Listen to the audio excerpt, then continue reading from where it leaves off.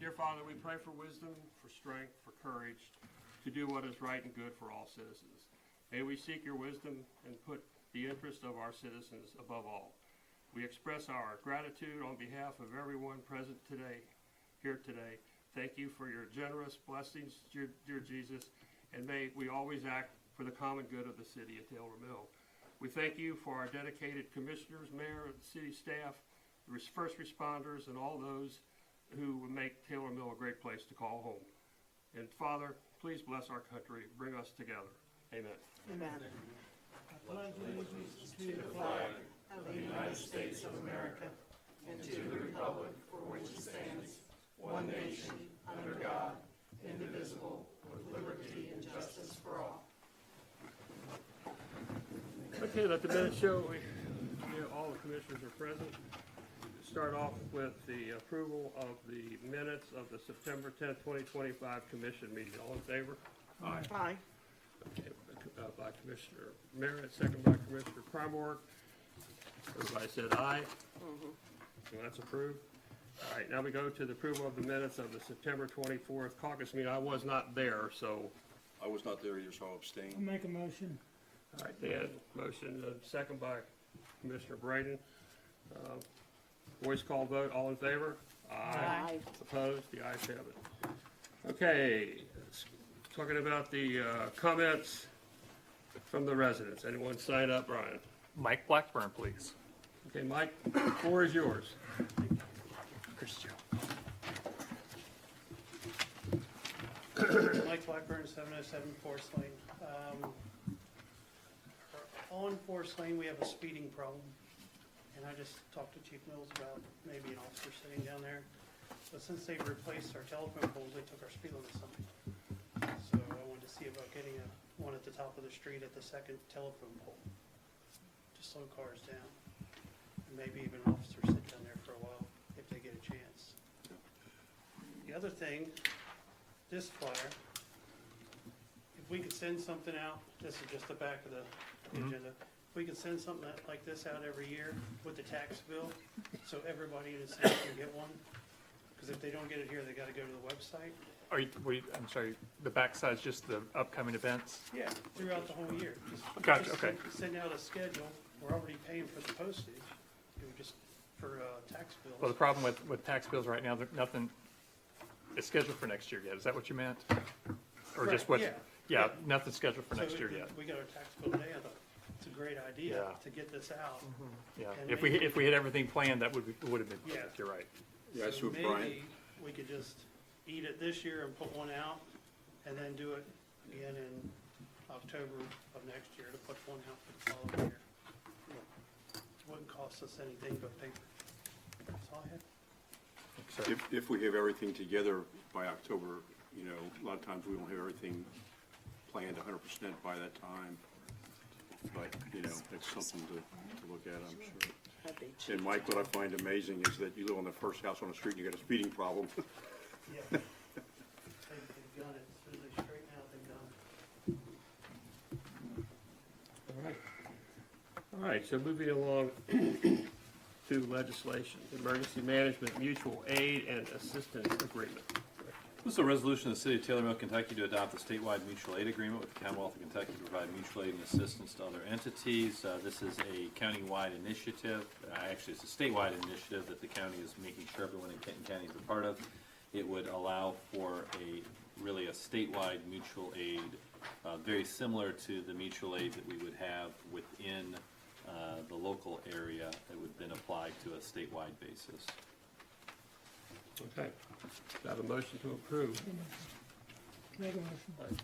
By Commissioner Murray, second by Commissioner Braden. Roll call vote, please. Commissioner Murray, Yes. Commissioner Braden, Yes. Commissioner Merritt, Yes. Mayor Bell, Yes. Commissioner Kronborg. Yes. All right, now this is the first reading of ordinance on the street parking schedule. Yep, this is an ordinance of the City of Taylor Mill in Kenton County, Kentucky, amending Chapter 75 of the Taylor Mill Code of Ordinances related to parking schedules. You can see the parking schedule is attached.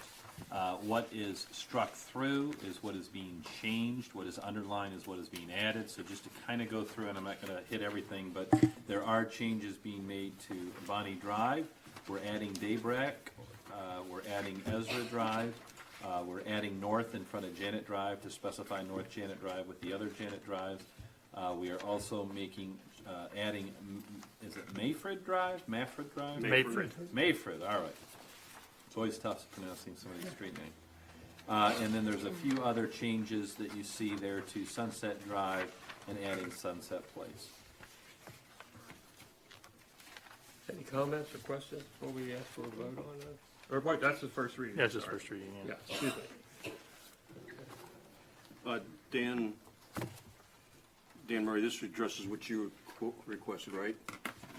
Yes, it's, I see we scratch out north and put south, I see it. yeah, they scratched it out, but basically, make sure we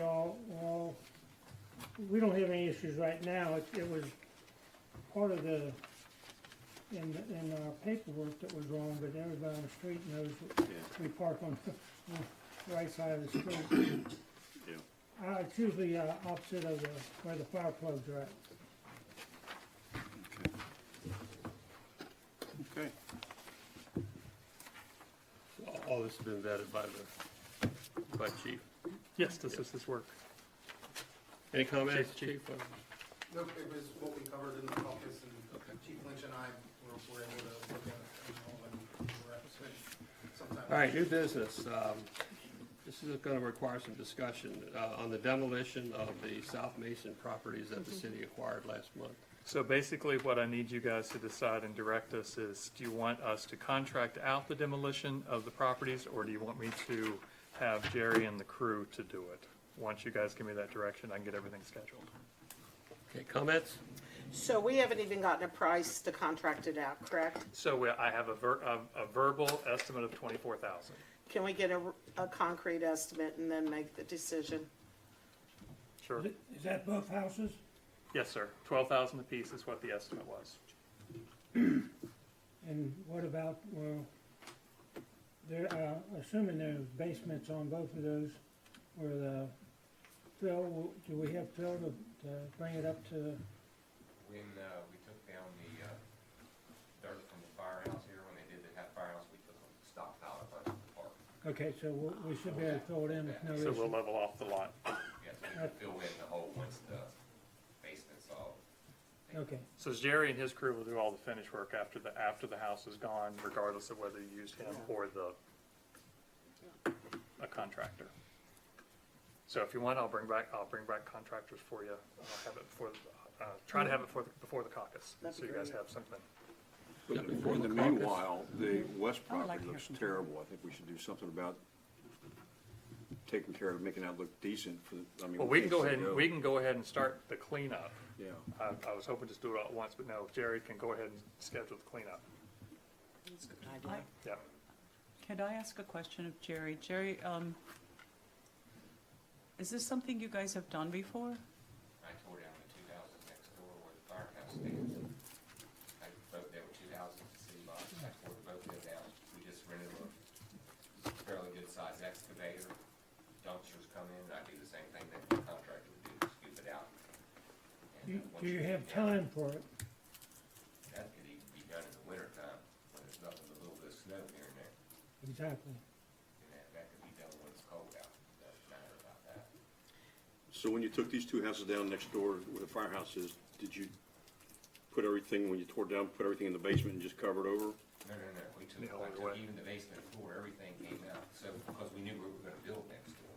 So we took everything out. Once you get the house down, you get all the wood and all the materials down in the basement. Then you can just smash it a little bit and scoop it up when it's smaller pieces. It doesn't fill up the dumpsters as quick. You know, bulky pieces don't fill as good as small. So we just push it into the basement as we tear it down and scoop it up. While the next dumpster guy is bringing me a new dumpster, I'm taking, smash some more down and get it all ready to where as soon as he shows up, in a few minutes, I got a full dumpster and turn him right back out. It really doesn't take that long. It's about as quick as they can bring me dumpsters. And we gave you that estimate in your packets. This is what I've heard, and Roughly. I'm probably totally off base, it's just what I've heard, is the reason why we moved that firehouse out so close to the street is because when they tore those houses down, everything went in the basement, and it would cost too much to get everything out of there and refill that. No, it's topography. topography. Yeah, the further back you went, the more fill you had to do to level it out. But we took fill out of there, No, I meant if we move that firehouse back, yeah. the slope, the land goes like this. It slopes. Yeah, So I we would have had understand. to have filled all that up. So where did we, all the dirt we took out of there, We took from the pond, basically. The pond was part of that. but why couldn't we have used that to fix the topography? I didn't do the It engineering. went, it went below where, the pond even went below where the grade was. Okay, all right. Yeah, I'm but that's getting, why. I'm getting off base here, okay. Okay. All right, So, I'm sorry, so So Carolyn, what's your? yeah, I need to have everybody voice their opinion.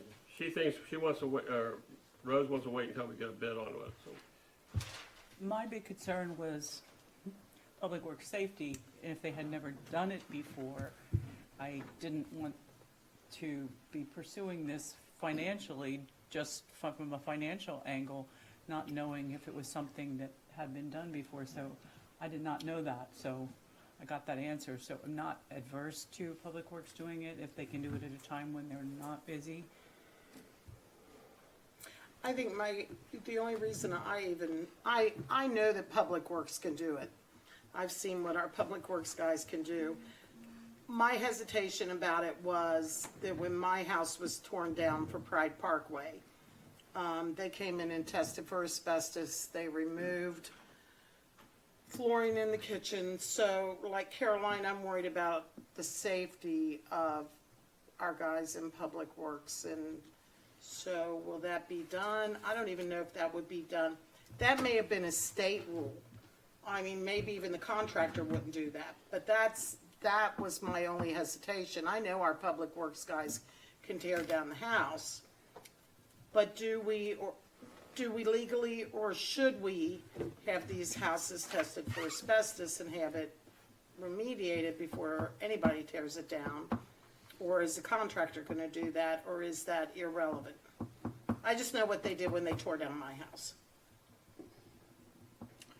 I Dan? think, Oh, sorry. I'm gonna say it's an engineering question. I'm kind of punting the legal part to you on a demolition of something if we're concerned with lead paint, asbestos, other toxins. You know, I'm so used to dealing with state or federal funds that it is a requirement, so there's never been a question if we should do it, it's always what we have to do. Right. So, How old are these houses? They're old, aren't they? They're gonna have asbestos and lead paint probably, back aren't in they? the fifties. Probably, yeah. Definitely lead paint. I think if you want my official legal answer, I think I would have concerns of putting our employees at any kind of safety risk or risking any kind of OSHA or any other issues if they're dealing with asbestos and lead paint without first testing it and then doing the abatement.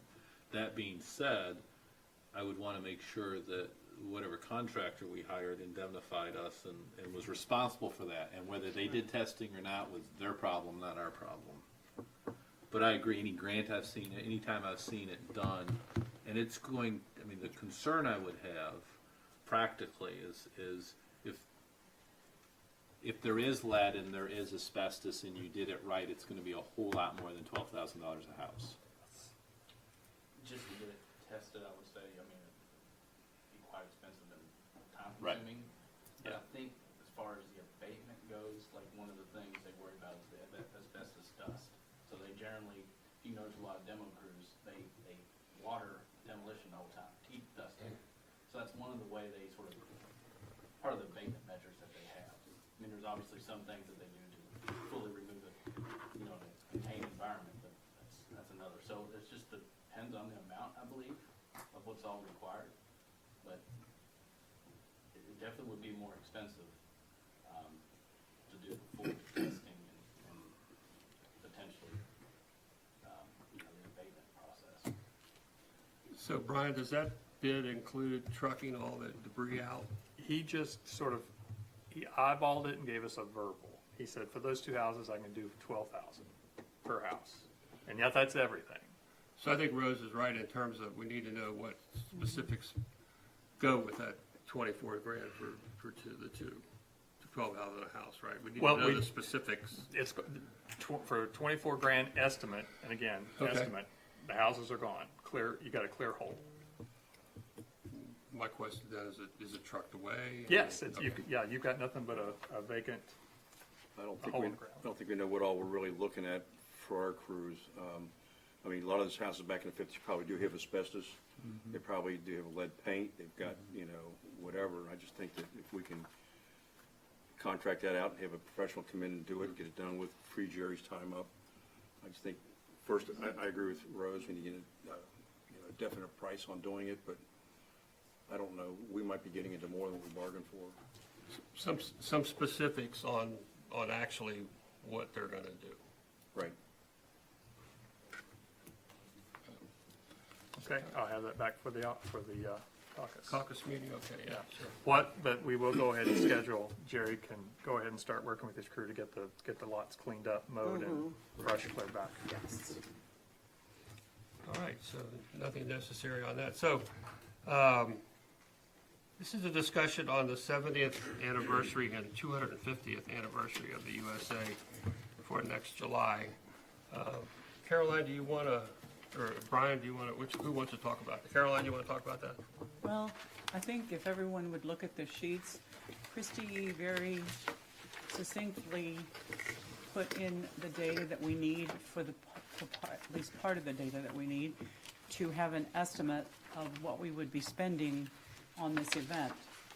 Sheet 1 is the event estimate without fireworks. Sheet 2 is the event, with fireworks. Sheet 2 is the event estimate without fireworks. And sheet 3 is the estimate we would be paying city workers overtime for that particular day. And if you haven't looked at it, I would like you to look at it for a second.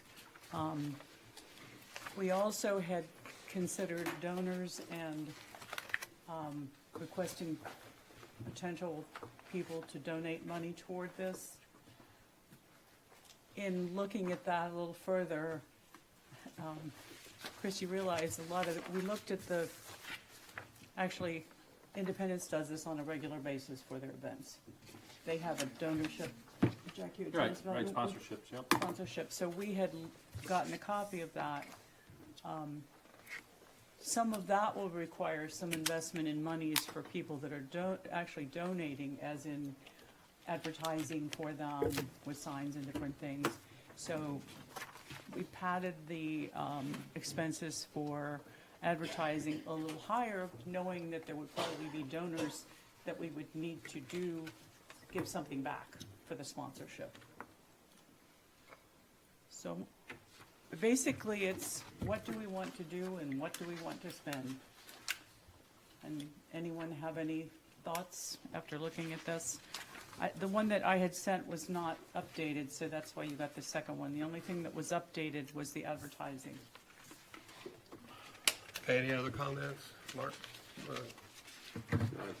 I appreciate you getting this together, Well, especially actually, with, it was Christie getting it together. thank you, Christie, Yeah. and especially putting in the estimate for the police and fire personnel and any other personnel in here, because past years when we had the Park Fest, those figures were not figured into the cost of Park Fest, so it's good to see that, and I appreciate that. And as far as fireworks is one of those issues where either you hate them or you love them. My wife Debbie always said it's like lighting a match to a dollar bill, but other people love them, so basically for $20,000, is that right? I could probably, for the 70th anniversary, I could go that way, but if you decide you don't want to spend that kind of money, I'm good with that too. Well, and there is a caveat. We can say that it isn't really outlined here. We can say that we would do the fireworks if we find the donors, the sponsorship to pay for them. There's other ways you can look at this. It's not all black and white, but So kind of what you're saying is we would pay for the celebration, but if we could get donors for the fireworks, that would add to that, and we could do the fireworks from the donations. right, or other Yeah. things Even depending the upon that. band. What we have to do is come up with a base amount for what we are willing to spend out of the general fund Right. for a one-day event, and that's what we're trying to do. So now's the time to discuss it, because we are technically going to vote on it, so. Daniel? Well, like I said, we're looking at 20 grand for the fireworks, but a lot of people come just to see that at the end of the night. And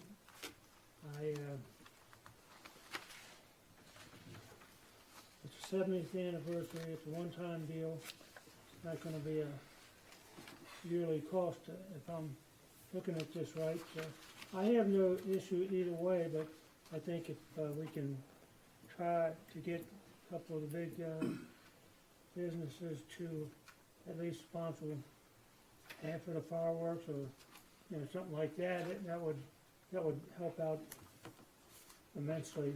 So I can go either way. Rosie, you wanna take a shot at this? I'll take a shot. And I'm sure everyone probably knows what I'm gonna say. This year, our road budget probably is exploding to close to $2 million. And we have we're not even talking about the slip on Mason, slip on Old Taylor Mill, we have roads to pave.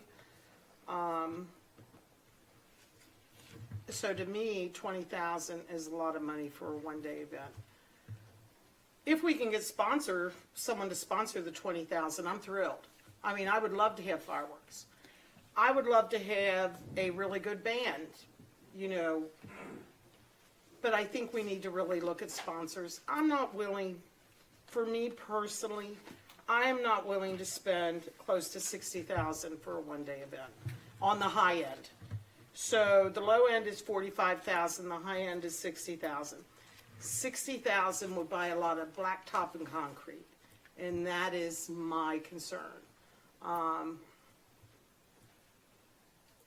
We have got to continue to maintain our roads, and then we have slips that are going to cost us over $500,000 that we have no choice but to fix. So we have to conserve somewhere. I'm glad we built the firehouse, but that's a payment that we didn't used to have. It just greatly concerns me. And I know it's like nickel and dime to a lot of people, $45,000. It's not a nickel dime to me when I look at the roads that we have to maintain. So I hope we can get a sponsor, and I'm pretty confident Dan Bell can get a sponsor. Yeah. So I would not vote for I'm not in favor of the fireworks if we can't get a sponsor. Brian, Yes, ma'am. what is the cost for the roads right now? It's high, no matter what it is, but We currently have budgeted just with the Vincent, a little over just under 1.3 million. The Mason slip that you're gonna be discussing during engineering is going to be over 400,000 just for the pierings, then road reconstruction. So Commissioner Merritt is correct, it's probably gonna be pushing almost 2 million. and so a lot of it is unanticipated expense, because it wasn't planned for, it just happened. And we live in a nice area with hills and nice roads, but the hills create a problem for our roads, so we have to deal with it. Anyone else? I'll throw my 2 cents in. So I remember, I go back to the Park Fest era, Mark, you and I do. Dan Murray. One day of Park Fest was $85,000. We got rained out 2 years in a row, which is why we no longer do Park Fest. But at the same time, this is a once, and I remember we also had a 60th anniversary. You and I were there. We had the governor there, and I forget, I don't know how much that cost. I wasn't privy to that, but to me, a once in a lifetime. We probably won't do this again. At least 250 years again. The city celebrating that, and everybody else is going to have. Everybody's going to have some kind of celebration. I always felt like, and Caroline did the right thing. She put together what the overall budget was, and I always thought that we could subtract from that based on people donating or giving us money for advertisements or participation in the event. one of this. So for example, when we did the one with the Derek Allen van, Cindy Cahill paid for that van completely. So that would, if that happened again, I'm being hypothetical because I don't want to commit her to anything, but that would take away whatever the Derek Allen van cost. Do you know what they cost, Brian? Do you have? I don't, no, Okay. 'cause we- Yeah, she paid directly, she paid Well, that they're directly. guesstimating now 5,000 to 7,000. Okay. And they may be busy that day. We may not get them. I'm just using, so my point is that I've always felt like there's a solid number that we know we might be on the hook for, but we're not certain we're on the hook for it because we haven't gotten commitments from the businesses to support the activity. So it's a crapshoot. My thought process around that was, if we had a $45,000 budget and we were able to accumulate 25,000, then the city would only be responsible for, the 20,000. Which is relatively cheap for for an all-day event, You couple have to band. understand though also is that, on the third page, you have the estimate of overtime for the Well, employees. that's down here. Yeah. Well, it depends on how long you do it. I mean, is it gonna be a 4-hour event, a 5-hour event, a 6-hour event? So This is based on time from the end of shift until 10:30 at night. Okay, so we're going from what? 4 to What? 6, 4 to 10:30. Oh, well, the event, Yeah, I would say the event would be what, 7 to 10:30, 7 to 11, I thought 7 to something? Well, you at get- 5 till, we All have right. different hours from everybody, so, I'm hearing different things. We had originally said 5 to 10 or something. And, that's subject to change if we need to, but, Well, you don't want the band playing when the fireworks, if you have them going off. So Right. They would stop approximately at 9 o'clock, and they That play time about of 2.5 hours. yeah, and then you'd have darkness. Mhm. So that if you had fireworks, that would be when they go off. I didn't, Mark, have we heard from you anything? Yeah. What? I heard it.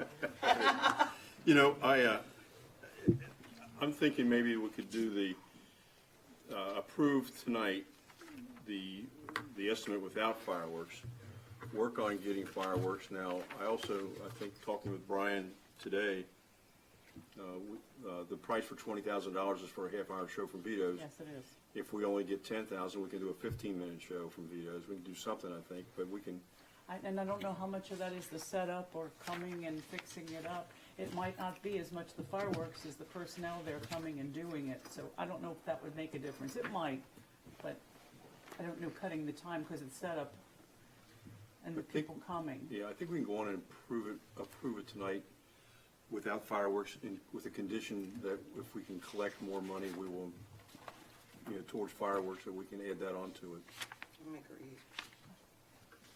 I kind of am leaning that way too. I have been, and I have great faith that Mayor Bell can collect money for the fireworks and that'll make everybody happy. But I Okay. think because, and it's some of the stuff Rose said, but we had talked about this before, right now we're getting hit with a lot of expenses and And I agree with that, but at the same time, we still have to do some things For for the our fun, residents. I know. I mean, it can't be all just roads. Our residents want to see some activities. They want to see something for their tax dollars that might be fun or enjoyable, that they can really say, look, I live in Taylor Mill and this is what they did. And I just think that part of their tax dollars, I think they want to see something more than just, and we do need roads paved, don't get me wrong. They want to see more than just roads paved. They want to see something given back. So with that said, I would like to make a motion that we approve the 70th anniversary without fireworks, conditioned on the fact that we could possibly get money for fireworks. Because it won't cost us, if we get money for fireworks, it won't cost us anymore. I'll second that. So that amount, Mark, you're making is the 30, your budget, the 33? Okay. Okay, so I have a motion and I have a second. Okay, any final comments? Okay, with that, take roll call vote, please. Commissioner Kronborg, Yes. Commissioner Merritt, Yes. Mayor Bell, Yes. Commissioner Murray, Yes, Commissioner Braden. yes. All right. All righty. So the next topic of interest is trick or treat hours for October 31st. Brian? So, 6 to 8, 6 to 8? that's when they go. Gotcha. 6 to 8, yeah. What day, I don't even know what date the 31st is on. Friday. Friday. Friday, so Deal. You're busy. It's on the last day of the month. Yeah. this year's. Just need somebody's motion. Sometimes it is. I motion. We only get I'll like two second it. people on our street. Okay, I have a motion and a second. For 6 to 8 PM on the 31st. Okay. And motion and a second. What Roll call. what are we I'm talking sorry. about? What? Trick or treat. Set the time for trick or treat, 6 to 8. What did we, 6 to 8 on the 6 31st. to 8 on the 31st? Sorry, yes. Okay, Motion and a second. Roll call vote, please. Commissioner Merritt? Yes. Commissioner Kronborg? Yes. Mayor Bell? Yes. Commissioner Braden? Yes, Commissioner Murray? yes. Okay, the next part of new business is discussion on Howard Avenue paving, which is, that's the street that runs alongside of St. Anthony Church. Take that. And Okay. there's some issues there, so. Yeah, Brian? I'll take that. Father Ivan down there has contacted me over the past couple of years about all the potholes and different things, and Jerry, your crew has gone down and fixed a lot of the different potholes, but we put a lot of money into the northern part of the city a few years ago, like $500,000, and paved a lot of those streets down there. We paved the south end of Howard Avenue, but I don't know why they didn't pave the north end, because it was in worse shape than the south end. So Father Ivan asked me to address that, to see if there's any way we can come down. It's a very short section, and you were gonna see if we could take that onto the county? How'd you rephrase that? Well, we would do it with our current, we'd either revise our bid as an addition Okay. or go with the county bid. Either way, it's gonna be about the same price, because Okay. they're also with regular. All right, okay. Yeah. Well, so that's what, again, that, we've been down there several times, and they've been asking me, and Father Ivan asked why we didn't pave that when we paved the other part of the streets down there. I didn't have an answer for him. It was overlooked or whatever, I don't know. Is there any homes on that street? Anyway, Homes, there's no homes on that street? no, it's. That over- may be why they didn't pave it. Do you think? Because they weren't thinking about homes on that street. Well, you have to remember though, the water department's down there also. They have a filling station, so you have, people filling, big, 50. Is that off of Howard filling station? Yeah, it's right on It's Howard. Right on Howard. At the end of Howard on the left. So we right could next talk to them about maybe ponying some dollars, maybe? Well, it's a city street, but, and it's private contractors that go down there and fill their water truck. So Sean, is that street on the 5-year plan? That's the question I had. I don't know what the new county's plan, I haven't seen that yet. It's but- due out on the 27th, and I'll be sending you an invitation to, we're gonna meet and they're gonna go over the program so we can see the. Question, why would that be on the county plan, not the city plan? The one we're riding with the county bid to do the new 5-year. They had a company come in and do what CT did for us 5 years ago. Yeah. It's, what's the acronym? PCI? PCR, PCR. or paid PCI, they're interchangeable. Gotcha, okay. So it rates all the streets and says this is where you need to prioritize. And that's what and that section of Howard must not have been on it or we would have done it for a So while. when's that report? It's due on, I should have it to me by the 27th. So unfortunately, it's after our next caucus meeting. But if it comes in early, you guys will have it before the caucus meeting. I'm just curious why it wouldn't be, I'm on the original 5-year plan, the one that Sean did for us. I'm sure it was on it, it just wasn't recommended, for inclusion in the 5 years, so that was in 2019, I believe. So it's outdated, because all the ones that were on the 5-year plan as the study was approved was completed. You guys did them all. See, the reason I asked that question is because there would be an evaluation there and a ranking there where that street would fall on that priority list. Correct, yeah. And So- it was. And there was, so Yes. that's what I'm asking. I'm asking that do we know where it, I don't know off the top of my head, I'm sure I can, I may be able to do it before we leave this evening. I don't mind doing the road, I just want, we've been following this program now for 5 years or more, Yeah. so.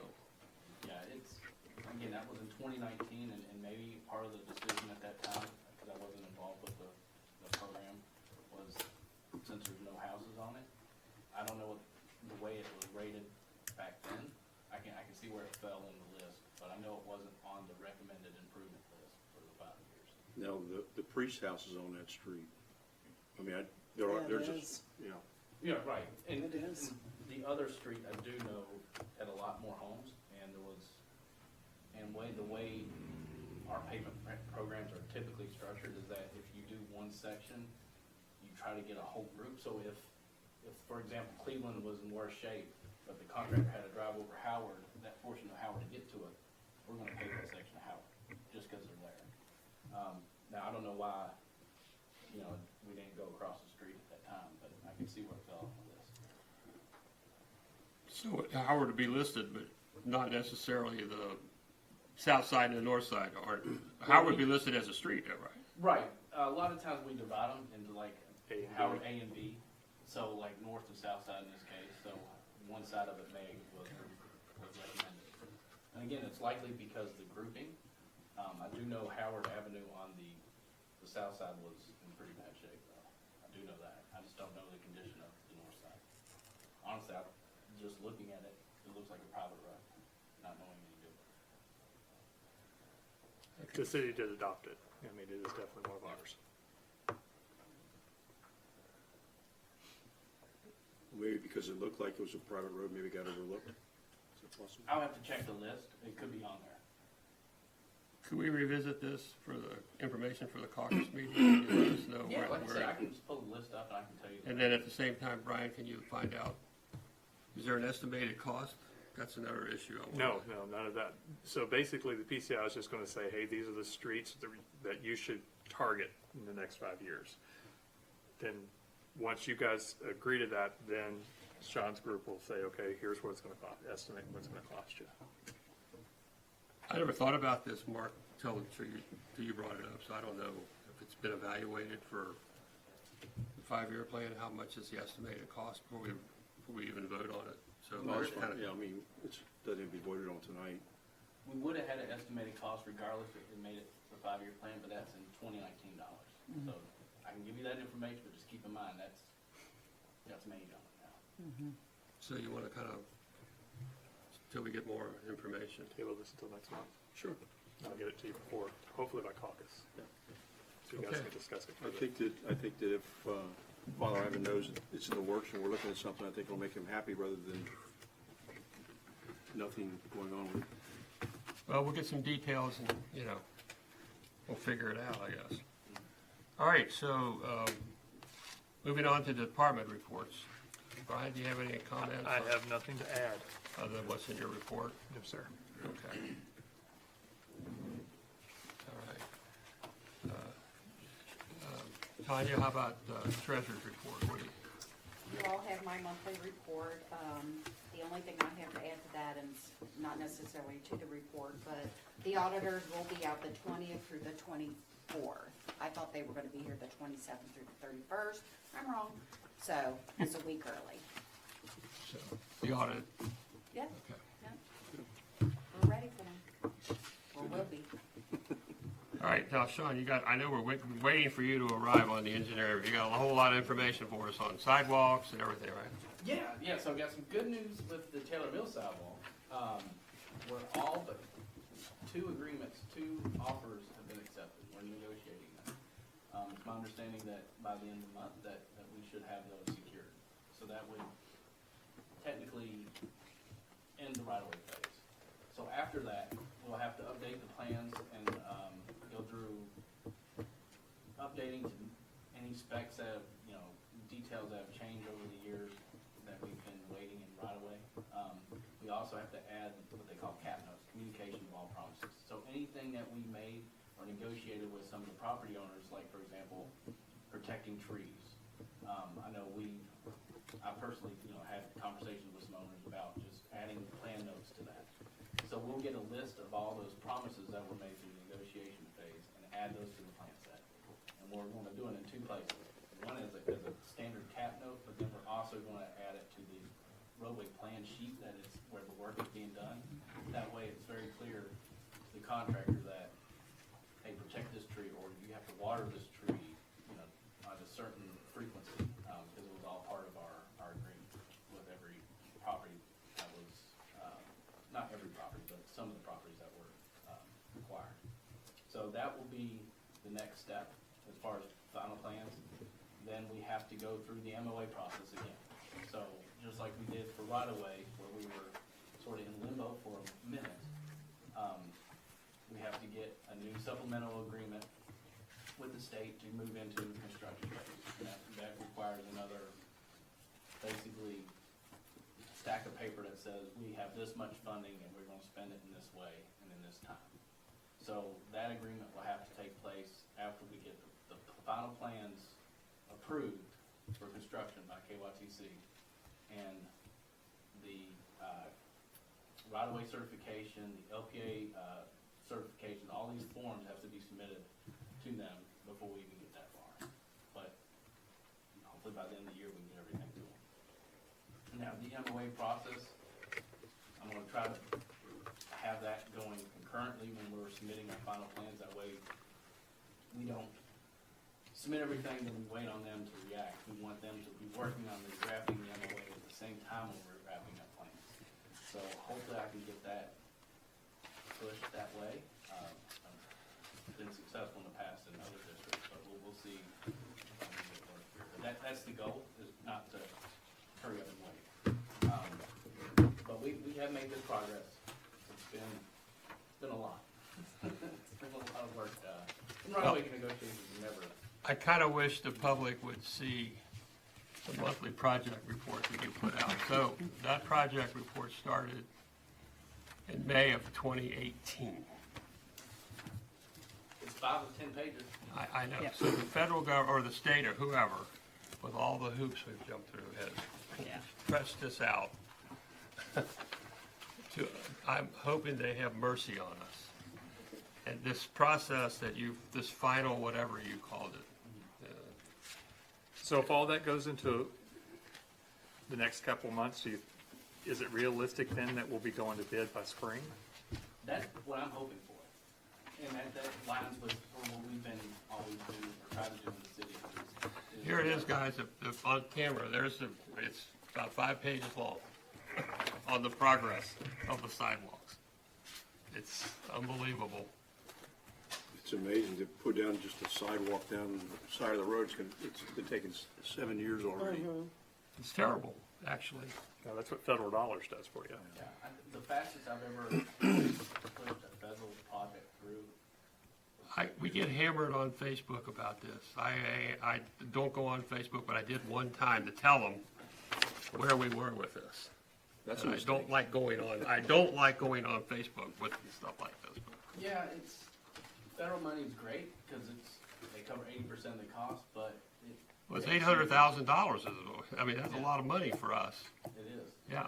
But it takes a lot more It's time. taken since 2018 Yeah. That's the So, okay. Well, anyway, I don't want to beat a dead horse, but please, no, we want this done. Okay.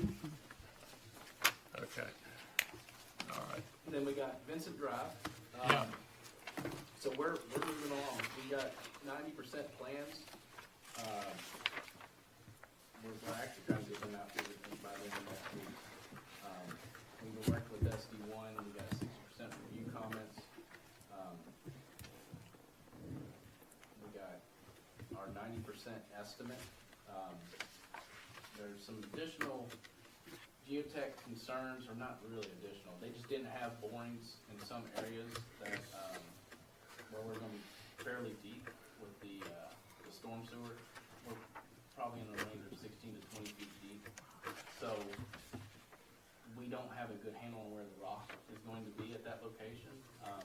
Looking at some of the borings around us, we're trying to extrapolate like where the rock layer would be.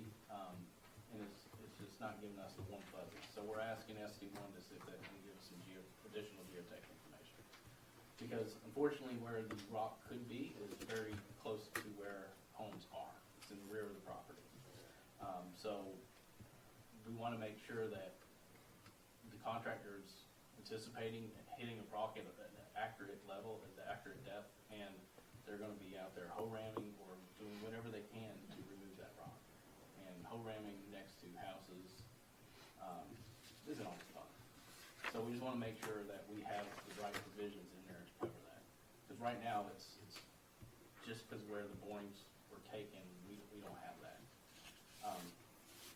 Probably don't remember, but at the end of the cul-de-sac, the line used to go, or was originally planned to go between the narrow little alley between two houses.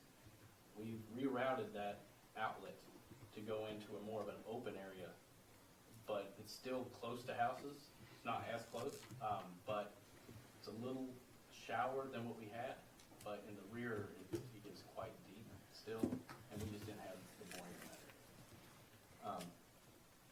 So we do have the cost. I know SD1 needs a cost share agreement, and it's split in basically 4 ways. You have the Vincent Drive reconstruction portion, that's the roadway component, and that's all in the cities. You have the construction of the storm sewer from the end, the cul-de-sac, all the way up to Bonnie. That was the cost share that SD1's gonna take. Then there was that extra that we added beyond Bonnie, from Bonnie up to Taylor Mill Road. That was part of the 50-50 cost share. That's where the city wanted to extend the project limits. SD1 said, well, we'll cover half the cost of the storm sewer. Then there's another component where, I had it just pulled up, forget the address. There's a private component. In between Maggie's and Yes. the next Yeah, forget the Home. address. And Moore's. Yes. But there's a storm sewer going into there and a drainage structure, and there's that component as well. And that's, I guess, was it 3330? That's the one that I want to talk to the commission about, and I think I've talked to Commissioner Merritt about a little bit about, if, rather than doing that option, addressing the drainage from the retention pond and taking that part out, because that's throwing a third of that cost onto the residents unless the commission's willing to eat all of that. Correct. So if we could take that portion out of the project and address the retention pond and just slow it down so that, the water's still gonna come there, but it's gonna come to a new, deeper, more capable sewer system once it hits it, but it's just gonna be slower so it doesn't back. Right. Yeah, so, and none of the studies really got in, at least from what I remember, got into the KYTC detention basin. It was No. always outside of their scope. So we don't have any information on that. So what we would have to do to see how that basin could be modified to actually serve, function properly, we would have to basically reverse engineer it. So we would have to do the survey of the existing basin, and I was just looking at Street View. It's probably only 8 feet deep. It's not really a big basin. And how it's being controlled currently is through a standpipe, which is basically a corrugated metal pipe with a bunch of holes in it. So you would have to either model it the way it's constructed after you figure out all the contributing drainage areas that go to it. You would have a survey, you would see the volume, then you would start to figure out the release rate from there. Assuming that the basin is deep enough, is properly, has enough volume, you may be able to switch the control structure out, and it may not be a hard fix. But there's a good chance that the basin isn't large enough.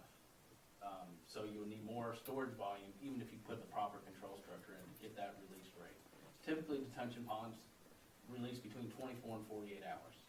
So it's a slow drain. From what I've been told, this pond doesn't stay full wet that long after a rain event. So that tells me that the release rate it's not really working properly. So it may need to be bigger. Bigger, it can be wider, the area can change, or the depth can change, or it can be a function of area and depth. We don't know where rock is, so rock could come into play. It could cost you a lot more to modify the structure than it would be to just install the storm sewer that we're proposing, because our None of the models, none of those drainage calculations even assume that's there. We're just taking the water that's coming to it, and the pipes are accommodating that. So, if you were to modify the KYTC structure, it could help. It could help quite a bit, or it can become very, very costly, more expensive than what is being proposed. So you're saying we're talking about making the flow from the retention ponds slower, Correct. which is an easy fix, and a pretty easy fix. It could be. I don't know what the problem is with it. If it's a volume, I mean, obviously the release rate doesn't seem to be properly, it's not serving as a proper detention pond. So that would be, you control what they call the orifice. Basically, you take what normally is to drain the pipe and or the pond or that area, say it's 24-inch pipe, and we restrict it down to like a 4-inch pipe. And so all that water that should be going through a 24-inch pipe now has to go through a 4-inch pipe, so it starts to back up. Where it backs up, we're holding in that big hole, the detention pond. And the volume, it has to be sized to drain between 24 and 48 hours. So it could be an easy fix with the pond, or if it's just purely a control structure issue and we fix that orifice size. Or it could be a bigger issue where it's a size, it's a volume requirement, and right-of-way is limited, so we have to work within the right-of-way. So the area may not be able to change, utilities may be in the way, rock may be encountered, so there's a lot of at play, like we don't know until we really study it. But if you're saying that it appears that the retention pond is draining too quickly, That's what I've been told. it appears, that why wouldn't we first try to make it to 48 hours, if that retention pond drains in 48 hours? It's not going to cost much in engineering. It's not going to cost much to make that pipe smaller. And then if that doesn't work, then we can talk about Well, we have to get approval. residents cost share. I mean, I don't want to do engineering with this when I doubt that those residents will be willing to cost share in that. It would be an astronomical amount of money. We could do the project without that private component, the part between the yards, because it would drain continuously the way it does through the backyards as it does in intersection. And I know what you were going to say, that the state has to approve it. Yeah, so they're the one when the engineering said, yes, I agree with you, make the pipe smaller, we're done. But isn't that what we want the engineering study on, Yeah, or but am I they are missing saying- something? So all I want to pay for an engineering study is how quickly is it draining, and if it's draining much quicker than is required, then yes, putting in some kind of modification on that pipe to slow down that water going into people's yards is an easy fix. And that seems like an easy engineering thing. Is it flowing too quick or is it not? And then we can go from there, if it doesn't fix it. Relatively simple. I mean, this is something that, our office does every day. It's just, it does take time, because we will need survey, we'll need as-built, we'll need to look at all the plans. For the retention pond? Yes, ma'am. Well, Because where- we don't know what it's drained. We Where don't know does where that the water's- drain directly to? The back of the houses on? Yes. Yeah, that's the problem. That's the flooding. But I don't know where all the water that comes to it. I can tell based on contours where the surface drainage comes to it, but there's a whole big storm sewer along Pride Parkway that drains to it now, that we can't see. So we have to look at plans and see how those were Well, sized. that's what I was always told, that the Pride Parkway drained to the other side.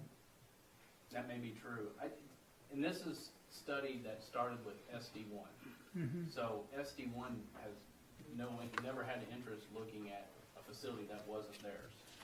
So now, as the city is sponsoring it, we're less concerned with what SD1 was concerned with and what the state has. We're trying to make it work. So that's why it seems that's why it was never looked at before. What Rose, I think, is that I very seldom ever see water in there, in that retention pond, because it drains, I'm assuming, so fast. And by slowing the rate down, because we all know that what's got a lot of this going is a bottleneck there at Bonnie and Vincent, and when it won't drain, it drains too. It doesn't drain fast enough, so it backs up into the people's yard and then their basement. So, Well, I think what Sean's saying is basically, yes, we know we can slow the water down, but KYTC is saying that pond is supposed to have control this much volume. We have to verify what that volume is, and if you're gonna change that rate, we have to verify it's still gonna be able to contain that volume. Or And we if you could don't have- contain that volume, we're gonna have to change the pond. Or we could have other problems, right? Right. Slowing it down, not knowing what's gonna happen. Right. Yeah. Well- Or, I mean, you can Go ahead. put a different control structure and then it overflows all the time, then you just wasted all the money. Same problem. Right, you've thrown some money away. Right, but, I mean, we're talking to the state, and they're wanting us to prove that slowing it down would help. It's obvious it would help. So if Sean's saying that the emptying of that pond should be 24 to 48 hours, would it be really easy for us to figure out how long it actually takes to empty and go to the state and tell them? I mean, you know, I hate to spend a lot in engineering fees right now. We can see how quickly that pond empties. They won't take our word for it. An engineer needs an Oh, engineer. you never know. I was gonna say. You never we know. need to leave some of this up to the engineers. This isn't a, Be a little more optimistic here. yeah. So I want to remind everybody that we've had the state up there 3 or 4 different times, that every time we've had them up there, they said, it's okay, it works. It's doing what it's Right, supposed but to now do. you kind of have them convinced that maybe you a little bit have them I hear you. opening their eyes to it. But what we can do is pull it from this project and work on it separate. We can continue the Yeah, Vincent pull it Drive. off.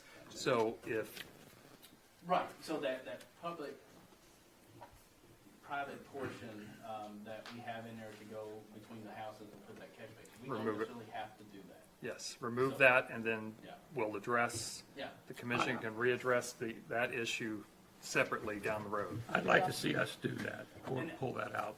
Yeah, I would I agree. suggest you do it as a bid alternate, so that way you're not committed, but if you, since we're at 90% plans, Since you already, you get that approved in the event something goes sideways with the KYTC detention basin. And that way we always have a backup, something that was already approved by SB1. well, the plan we've already paid for. And the plan that you already paid for. Gotcha. You don't have to act on it, it's not necessary, but at least you'll get. So that, pulling that out, is everybody kind of on that page? yeah, I think, No, leaving it in as an alternate. yeah, but Yes, but not, Not that's not gonna be, necessary, yeah. yes. especially after we've already paid for the engineering under it, right? You're 90% you're done. Yeah. Now, there would be 2 easements that we would need to acquire if we were to move forward with that.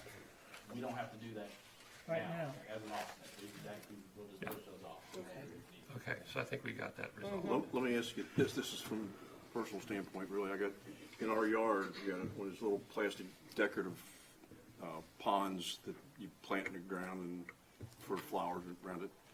And it always gets full of like mosquitoes around it and everything. If you slow that water down, are you going to get mosquitoes and critters and everything getting around those people's homes? That's why it's very important that only 48 hours. So 24 to 48.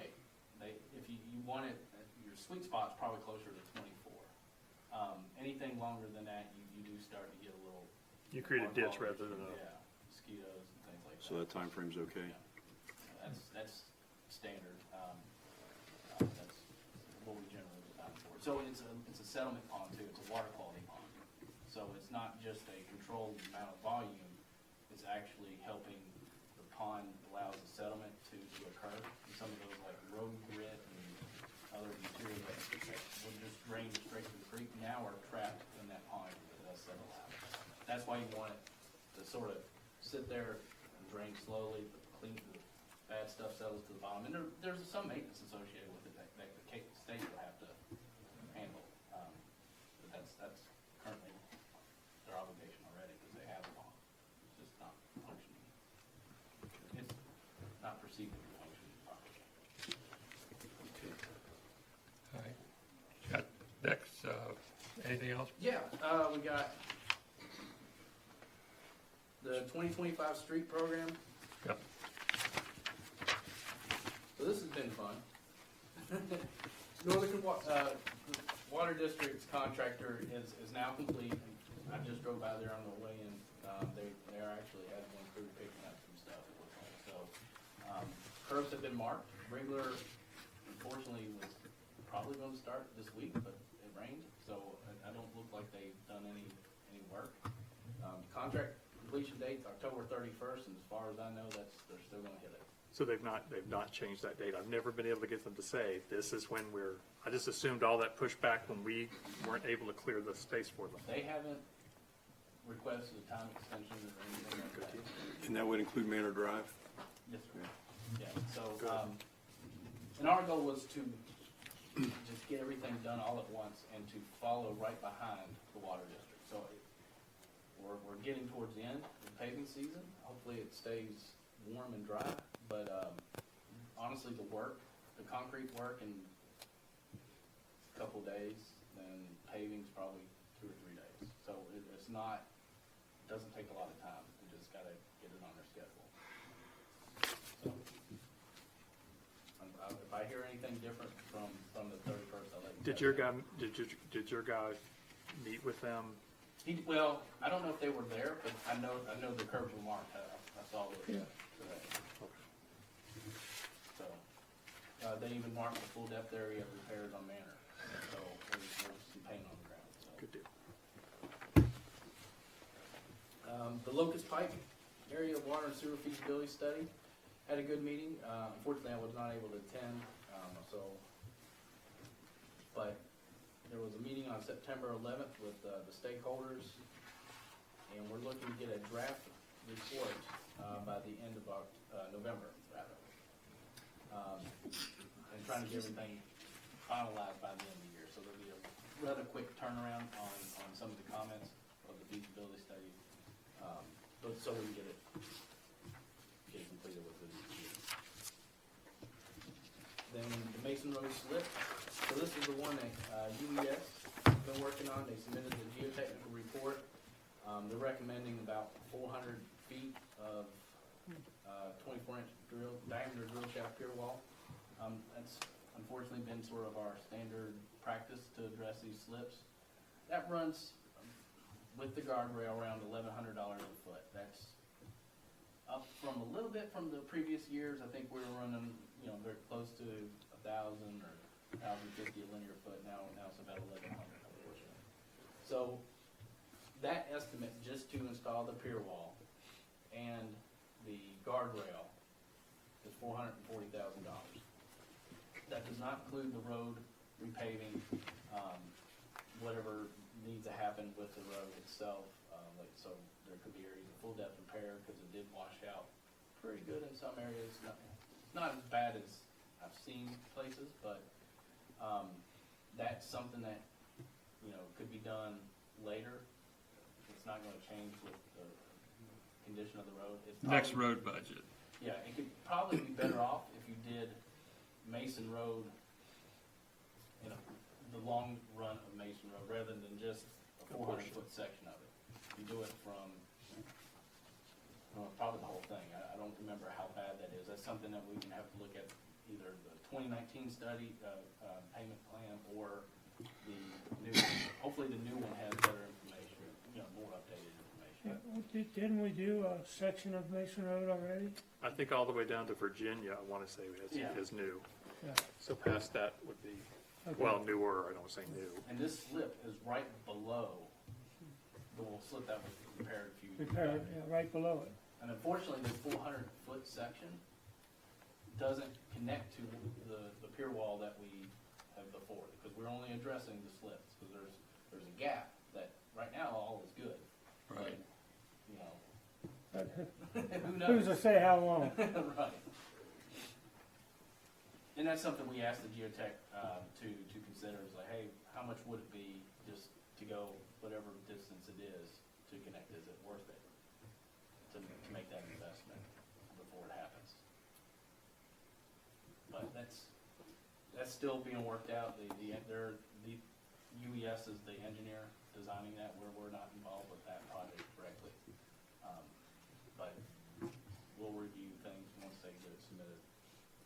So what about the emergency road fund, Brian? Can we apply for that? So Yes, it's once partial- they get a final report and an estimate of the cost, yes, we'll, So the outlay might not be for us, 440. We might be able to get emergency road money possibly, to yes. offset that Yes, cost. and that's an It's been a 80/20. while since we went through Yeah, this you've not done it since handout. I've been here. It's very similar to what we did on Reedland Road, a few years ago, where I believe we had the pier wall first, then we did the road improvements later.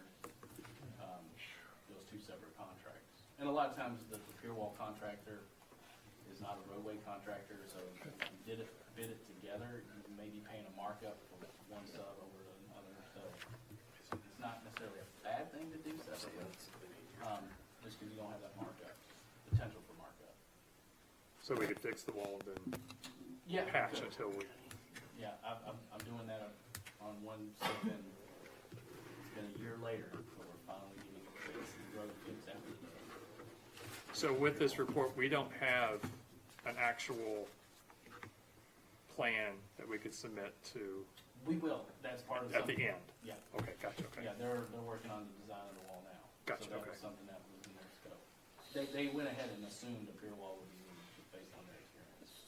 So make sure we have that so we can submit that for the legislative session coming up in January. So see what we can It's do. coming there. up in January? Okay. Yeah, so it'll be a 60-day session. Well, this was the MRA. I know, but they'll have, the road budget will be in there. That's how we got the Wolf Road money. No, the MRA is different. MRA is always there. Well, And we'll in apply addition- for the MRA. If we need to do that too, you can do that too. That's But the what I was- MRA is what That's what I was we're talking talking about. Yeah, no, that's ready now. Yeah. As soon as I get that, we can make the application. As soon as we have that report, State yeah. plan for- Sounds like a plan, yeah. We'll do that. Is that it for you, Sean? You're a busy guy. That's what you get for skipping meetings, that's all I'm saying. I apologize. All right, well, thanks for that update, Sean. Fire, Dan, what, Let's see, for the month, had a total of 78 mutual aid given, 2 to Covington, and 3 to Fort Wright, and 4 to Ryland. Put my glasses on a little easier. Mutual aid received, 3 from Covington, and 2 from Fort Mitchell, and 4 from Fort Wright. And let's see, breakdown was ALS service calls was 53, BLS service calls were 25, total hospital transports were 43, fire inspections were 8, re-inspections 1, agency training hours were 94, EMS trained 32, and Chief, that's about it. The burn ban has been lifted. Yep, the state lifted it, so as of, was that October 1st, you can start burning. Okay. Anything else, Chief? No, that's everything. That's all, Dan. all right, well, thank you for that. All right, so, legal counsel, Nothing, Mayor. okay. Parks and Recreation, Commissioner? All right. No, please. Please. Oh, okay, Parks and Recreation. Mike already showed us the events calendar for October. It includes the Fall Festival with Center Point Church on Saturday, October 25th, 11 to 3 p.m. If you have children, it's a great day.